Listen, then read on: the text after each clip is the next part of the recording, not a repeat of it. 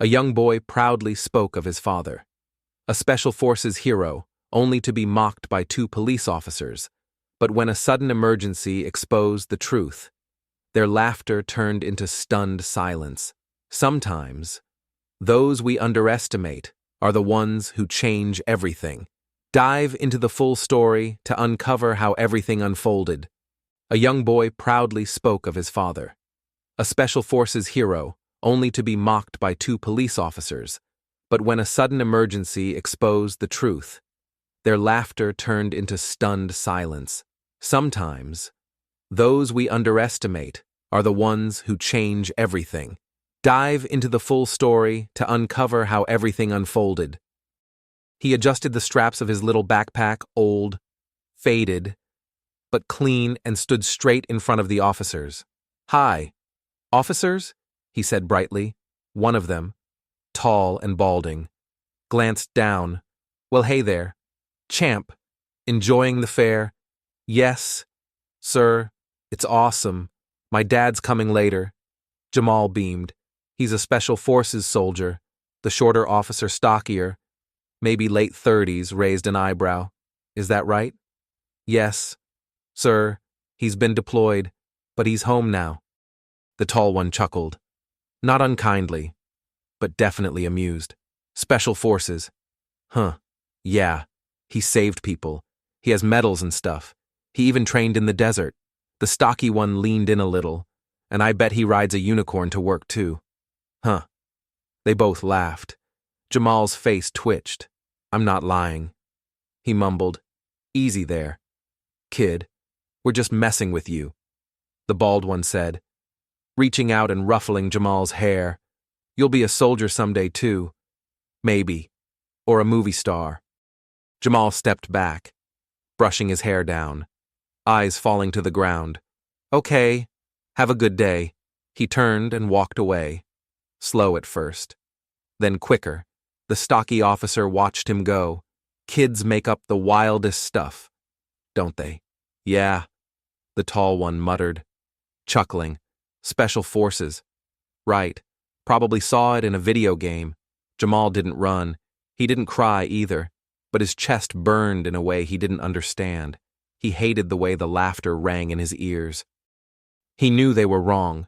His dad was special forces. He'd seen the medals. He'd watched him patch up strangers on the street once without blinking. But words from grown-ups carried weight even when they were wrong. He found a bench near the lemonade stand and sat down. A bead of sweat rolled down his temple. His hand gripped his backpack like it was armor. "Hey." His mom's voice came from behind. "You okay?" He looked up but didn't say anything. She sat beside him, handed him a drink. "Did something happen?" He nodded. "They laughed at me. When I said what Dad does," her expression hardened. "They didn't believe me. Said he rides a unicorn." He added, voice cracking slightly. She sighed, gently putting a hand on his shoulder. "Some people laugh because they don't know how to respect what they don't understand." He stayed quiet, staring straight ahead. "But you know who your father is. That's enough." He finally looked at her. "They'll see." "He's coming." "Right." She smiled. "Oh, he'll be here." Jamal took a slow sip. Then, as if steeling himself, he stood up again. "Let's go where more people are," he said. She nodded. "The main stage." "Yeah, I want a good spot when Dad gets here." They walked back toward the growing crowd. Behind them, the two officers were still leaning on the same booth, joking with each other, unaware of what was coming. The crowd had thickened near the main stage. A local band was tuning their guitars, the buzz of amplifiers crackling under the soft chatter of hundreds of families. Jamal tugged his mom's sleeve. "Can we get closer? I want him to see me first." She smiled, brushing some sweat from his forehead. "All right, let's stay near the front." Though, they squeezed forward until they were just a few rows from the small wooden platform. Jamal clutched his backpack tighter, eyes scanning every face, every turn of the road, waiting. Then a loud thud, a gasp rippled through the crowd. People shifted and turned. Near the back, a woman crumpled to the ground, her lemonade spilling across the dusty grass. "Mom!" A girl screamed. "Someone help her!" Another voice cried. Jamal's heart thumped. The crowd started surging in both directions, some moving closer to see, others backing away in confusion. The noise level shot up instantly. "Call an ambulance. She's not breathing." Panic set in. People jostled each other. Kids clung to their parents. Jamal looked toward the officers, the same two from before, who were now peering through the crowd. Hesitating. "Should we?" the taller one muttered. His partner shrugged. "Protocol says wait for EMTs. Could be anything. But if she's not breathing, we're not medics." The stockier one cut in, pulling his radio from his belt. "Dispatch. We have a medical emergency at the fairgrounds. Request immediate medical support." Static answered him. The bald officer cursed under his breath. "Reception's crap out here." Jamal's mom squeezed his hand. "Stay with me." "Baby." Jamal barely heard her. His eyes were locked on the chaos ahead, through the parting sea of people. A figure was moving fast. Purposeful. A man, wearing dusty camouflage pants and a sweat-darkened t-shirt. His boots kicked up little clouds of dirt as he sprinted forward, pushing past frozen bystanders. He knelt hard by the woman's side, his movements sharp, confident. "She's not breathing," someone yelled desperately. "I've got it." The man barked, voice cutting through the noise like a blade. Without hesitation, he tilted the woman's head, checked her pulse, and immediately started CPR. Steady and firm, Jamal's breath caught. "Mom," he whispered, voice trembling. "Mom, that's..." She followed his gaze. Her mouth opened, but no sound came out. "That's him." Jamal breathed. The two officers stood nearby, stunned, radios limp in their hands. "That guy, he knows what he's doing," the stocky one said under his breath. "No kidding," his partner murmured. The man in camouflage didn't flinch, didn't falter. He counted under his breath, pumping the woman's chest, stopping only briefly to breathe for her, then going back at it with unshakable focus. Finally, the woman gasped, her body jolting slightly, coughing, breathing. A wave of relief crashed through the crowd. People started clapping and cheering instinctively. The man leaned back on his heels, wiping sweat from his forehead, and gave a short nod to the girl's crying family. "She's stable. Keep her calm till the medics arrive." He stood slowly, muscles tense, clothes soaked through from the effort. Jamal could barely stand still. His knees bounced in excitement. "That's Dad," he said again, louder now, as if trying to convince the world itself. And finally, as if hearing him, the man turned. His eyes found Jamal across the crowd. A slow, tired smile broke across his face. "Hey, little man," he called out, voice rough but warm. Jamal dropped his backpack and sprinted toward him without thinking, weaving between startled fairgoers. "Dad!" He slammed into his father's chest, clutching the damp t-shirt, burying his face against him. The man knelt, wrapping him tightly in his arms. His strong hand cradled Jamal's head. "I missed you, soldier," he murmured. "I told them." Jamal choked out, "I told them you were real." The father chuckled low. "Bet they didn't believe you." "Huh." Jamal shook his head fiercely. "They will now," his father said, standing up with Jamal in his arms. Across the clearing, the two officers stood frozen, faces pale, blinking in disbelief. The woman coughed again, clutching her chest weakly as two EMTs finally pushed through the crowd with a stretcher. Jamal's dad, Sergeant Major Davis, stood aside, giving quick, efficient instructions. "She's breathing but weak. No visible trauma. Oxygen. Now." The medics nodded. "Already working. Nearby." The two officers exchanged glances. "You seeing this?" the stocky one muttered. "Yeah," the taller one said stiffly. "That's no amateur. Jamal stood close to his father, watching every move with wide, proud eyes. "Dad, are you okay?" he asked, voice small. Sergeant Major Davis crouched to his level. "I'm fine. Son, you did good holding it together." Jamal smiled a little, the tightness in his chest starting to ease. Then the stocky officer approached, clearing his throat. Sir," he said awkwardly. "Thanks for stepping in. We were handling it." Davis turned, slow and deliberate. His face was calm, but his eyes were sharp. "Were you?" he asked, voice low. The taller officer stepped in. "We called it in. Protocols to wait for EMTs. And if she died while you waited," Davis said evenly. "What protocol covers that silence?" Jamal glanced between them, feeling the weight shift in the air. "We didn't realize," the stocky one began. But Davis cut him off. "You didn't realize what that anyone trained to save lives doesn't stand still and watch people die." The officers shifted uncomfortably, their badges catching the sunlight. One of the EMTs called out, "She's stable now." "Good work." Whoever jumped in first. Davis didn't even look away from the officers, not looking for a medal. He said, "Just doing what's right." The stocky cop forced a laugh. "Well, sure, looks like you know your stuff." Davis raised an eyebrow. "Sergeant Major Davis, United States Army, Special Forces." The words dropped heavy between them. The officers stiffened, their faces earlier mocking. Casual hardened into a tight awkwardness. I didn't realize," the tall one stammered.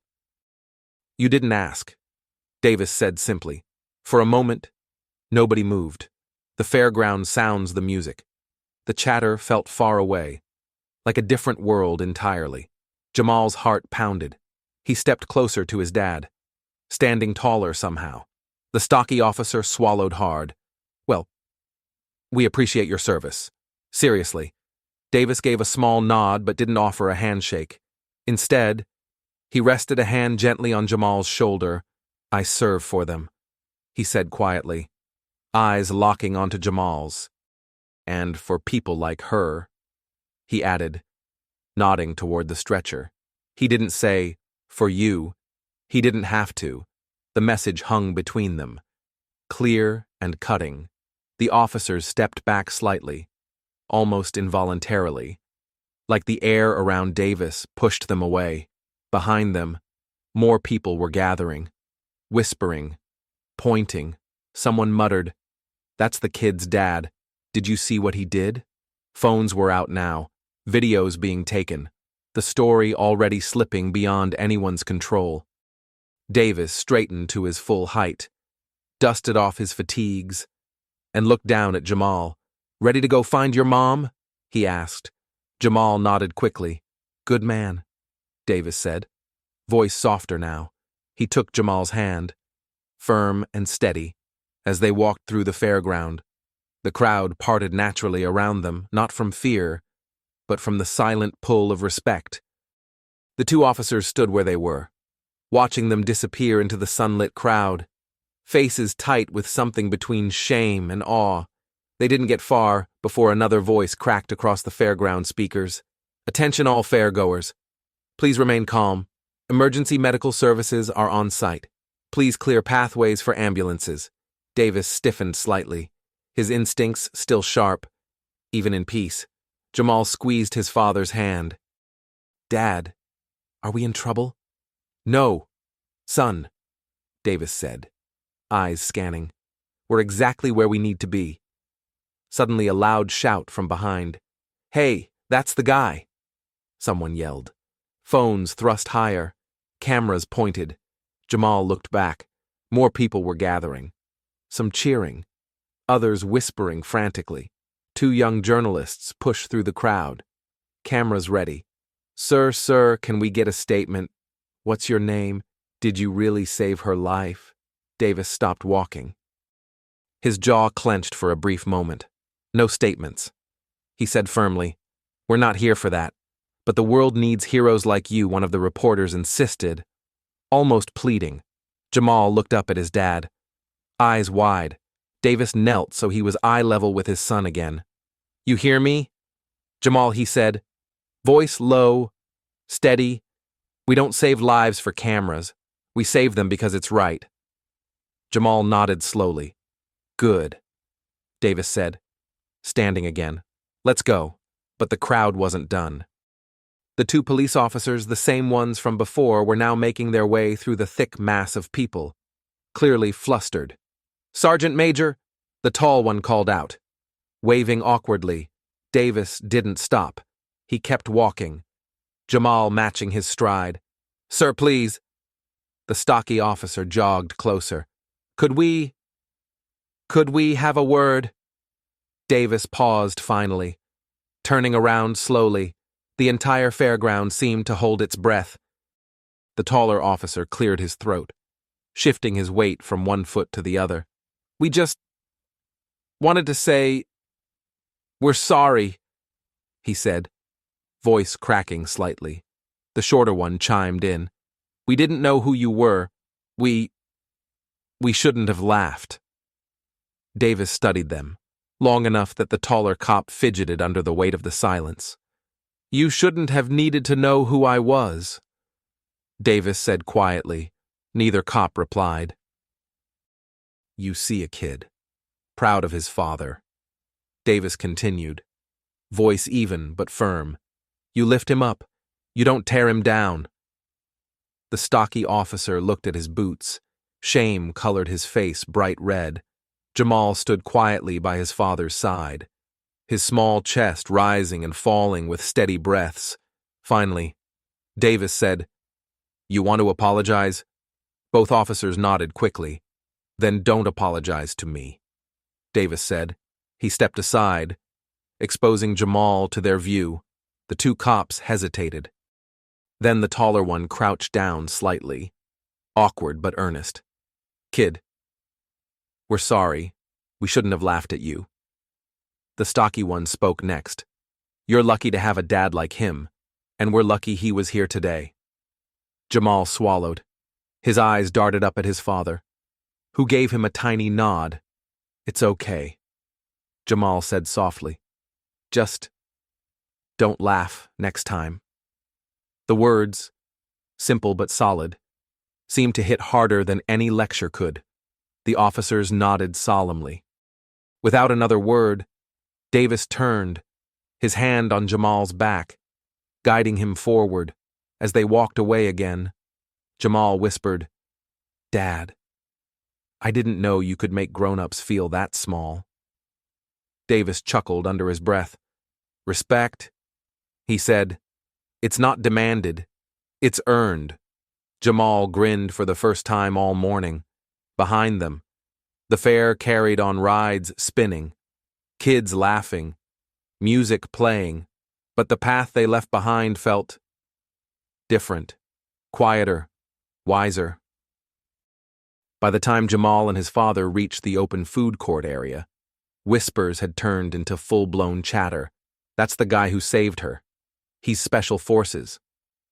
No wonder he moved like that. Davis kept walking, face calm, posture straight. Jamal glued to his side, but cameras kept flashing. People edged closer, murmuring. A well-dressed man in a navy blue suit hurried over, badge gleaming on his chest. Fairground Security Director. Sir, he panted slightly. On behalf of the Fair Committee, we just wanted to thank you personally. What you did. Davis cut him off politely but firmly. No need for thanks, just making sure she lived. The man flushed, but pressed on. Still, the mayor's here today. He'd love to. No, Davis said simply. I'm not here for parades. The man faltered, nodding stiffly. Davis crouched again beside Jamal. You doing okay? He asked. Jamal nodded, but bit his lip. Everyone's staring. I know, Davis said. Best thing to do. Jamal looked up, waiting. Walk forward. Davis said quietly, Always forward. Jamal straightened his shoulders, gripping his backpack again. Suddenly, a woman pushed through the crowd, tear-streaked, clutching a child in one arm. It was the daughter of the woman Davis had saved. "Sir," she said, voice shaking, I don't even know how to thank you." "You don't have to," Davis said kindly. She blinked rapidly.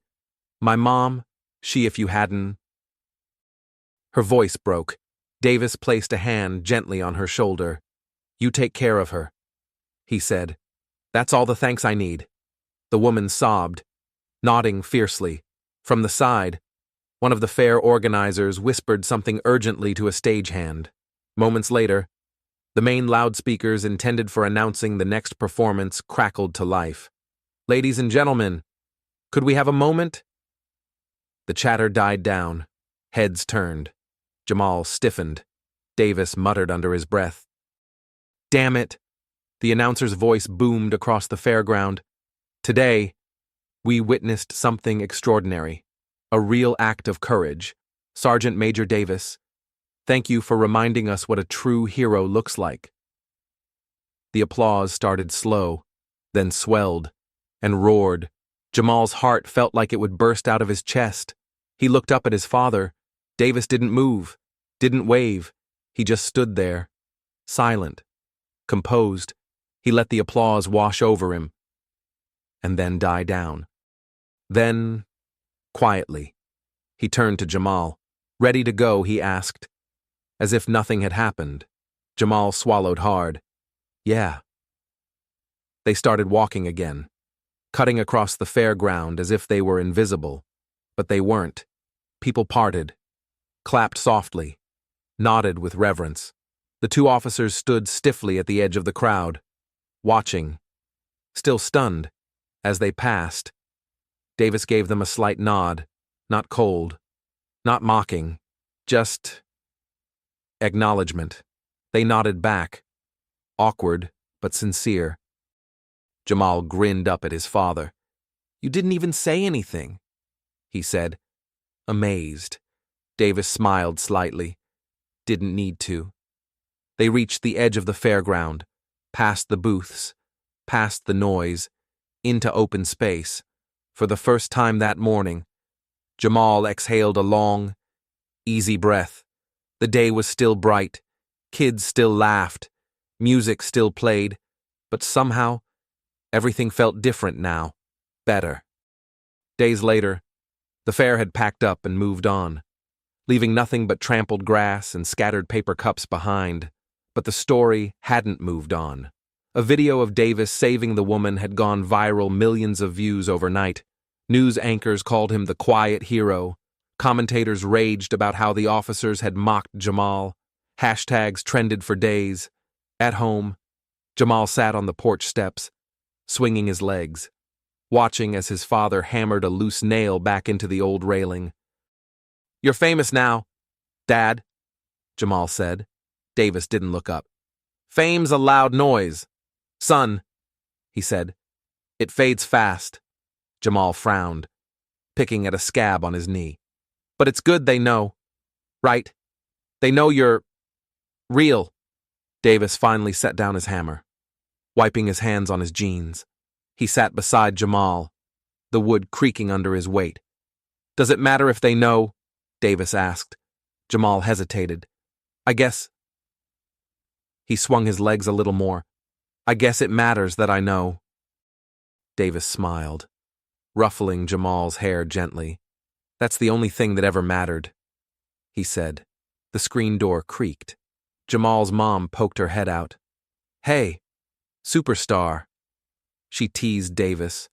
"You coming inside or you planning to rebuild the whole porch?" Davis chuckled, getting up. "Almost done." She smiled, softer now.